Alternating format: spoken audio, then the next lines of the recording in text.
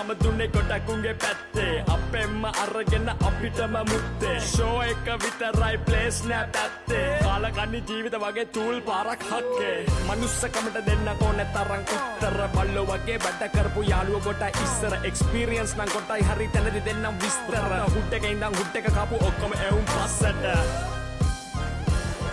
තාමත් මතකයි මට කිඹුලා වල්ල ඉඳන් දාපු පාටි රෑ 12ට